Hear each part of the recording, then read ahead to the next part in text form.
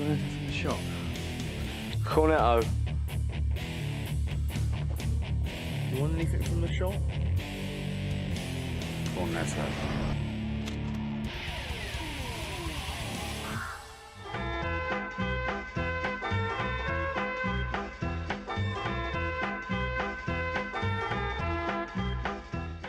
After weeks of things getting in the way and putting it off, we're here at the Cornetto Trilogy, starting with 2004's Shaun of the Dead. Now, this isn't one of those videos that's like, oh, look at this clever little Easter egg, look at this payoff, look at this setup. I'm not going to go over the start of the film where, they lay out the plot, up front. I'm not going to do any of that. I do want to say that that is part of what gives me such a respect for these films. The level of detail, the care and attention that's given to even small details, and I will touch on some of them throughout these videos, but this isn't going to be, look how clever this is, look how well set up this is, look at the Easter eggs. This is an analysis of the core messages of these films, and when I started the idea for this, I thought they were vastly different. I thought there was, here's the plot for Shaun, here's the plot for Fuzz, here's the plot for The World's End. But there's a lot of similarities, so I've kind of readdressed a little my original conceit, and I think it's better for it because we can see a consistency in them for the most part. I think Hot Fuzzy's the outlier, but we'll get to that next week, really. So on to the material itself. Shaun of the Dead is very much a story of growing up, but it's also about not growing up into the boring mould that everyone expects. There's a great musician you may have heard of, Frank Turner, and I think it's Photosynthesis where he says, I won't sit down and I won't shut up. Most of all, I will not grow up. And it's a song about sort of, why does everyone say we've got to grow up and be an adult, get mortgages, pension plans, have kids, get married, all of this? Why is this the only model? Can't we have something different? And this is really the idea of Shaun of the Dead. We start with, Ed being the outlier. Everyone else has got jobs, they're a bit more responsible, including Shaun, but only a bit. But he's the one who's I'm just going to sit and play games all day, sell a bit of puff, and, just live my life as I want, just enjoying myself. And the other housemate, Pete, really does not like this because he's the most standard grown up, if you will, of the three of them. But Shaun is flawed. He kind of loses his girlfriend because he forgets to make plans. He's straddling the line, you might say, between Pete and Ed. He's right in that middle ground where he's got a job, he's got a consistent income, where he is seen as the old guy by all the other sort of late teenagers. But he's not, Dave and Di, he's not Liz, he's not Pete, he's not got that responsibility that people expect. But in a way he does aspire to be Ed-like. I think that's where he really wants to be. He does want to have some remnant of his life that is free of this expectation, and I kind of respect that too. But he does need to take responsibility, and this is Liz's problem. We also have the issue with, that he's not great with his mum, and I don't know many adult children, if you understand my meaning, who are that great with their parents all the time. I think we've all slipped, we've all forgot, to get flowers or a birthday present or even a card. We've all forgot to do something, and we do feel bad for it, and Shaun does. This is why he's redeemable. This is why he's actually a good protagonist. We are on his side, we can see the potential. Even the fact that he does warm to Phil, during Phil's change, he's really getting quite emotionally connected to him finally, after years of thinking he's just this interloper. And as someone who has had a new parent come in, I know what that's like. You do feel like, who are you to say what I can do? You're not my real dad. It's the old classic line. And I've had that line used on me. It didn't matter to me because I didn't care for the child in the same way, awful as that sounds. But it is the defence of the child in those situations. But, like I say, Shaun does come through. He does warm to Phil just a touch. And he is upset, when he dies. It's like, no, he's gone, and at least that very funny moment in the car. But not everyone who has that life really wants it, I don't think. I mean, Liz is a perfect example. As much as she's on Shaun's back to be more responsible, etc., she doesn't really want this life. Dave and Di are not really what she wants out of life. She doesn't see that as an ideal future. You can tell. She just wants a little more responsibility from Shaun, which is fair.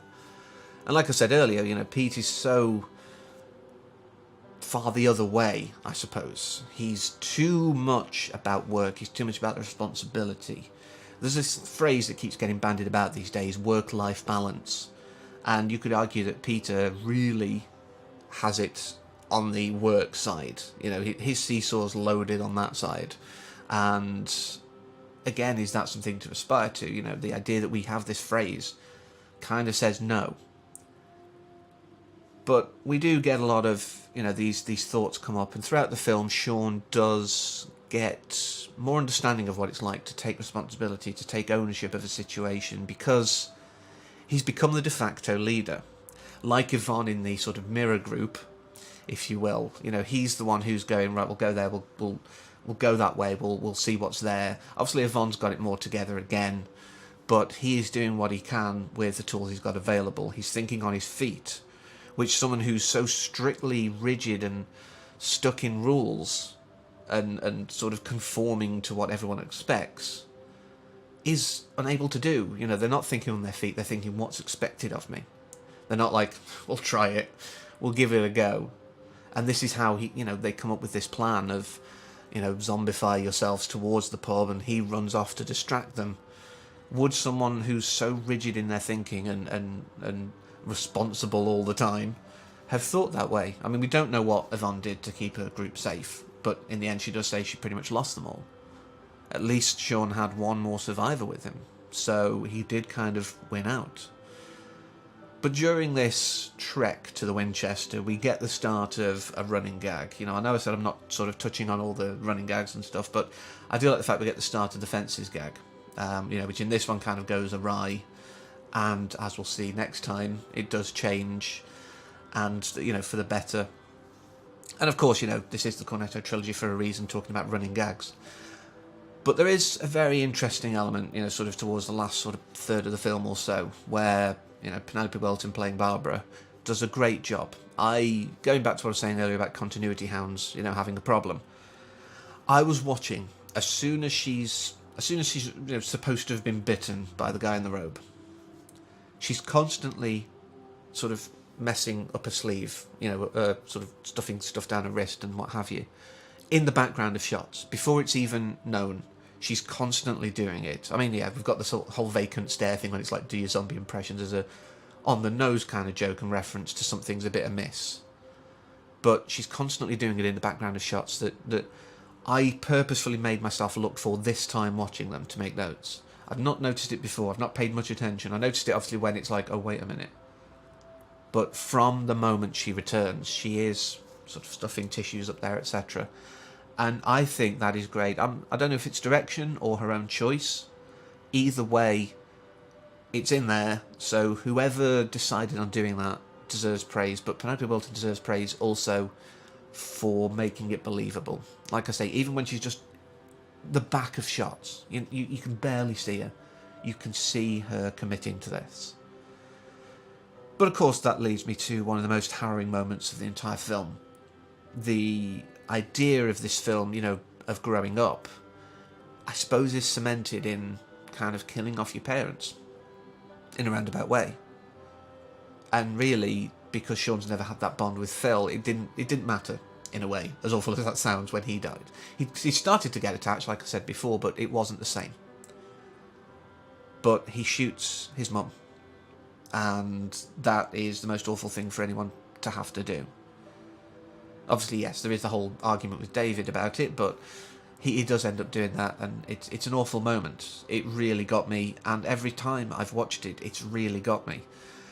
I've said it on other videos, and I'll say it again, I'm sure. If you want good, dramatic performances, go for the comedian. Simon Pegg's crying in this scene is what made it. It's the same also in The World's End. There's a moment there where his crying just really brings the emotion home. and makes it a much more powerful scene. No, no, no, no, come on, stop it. Come on, please, don't go.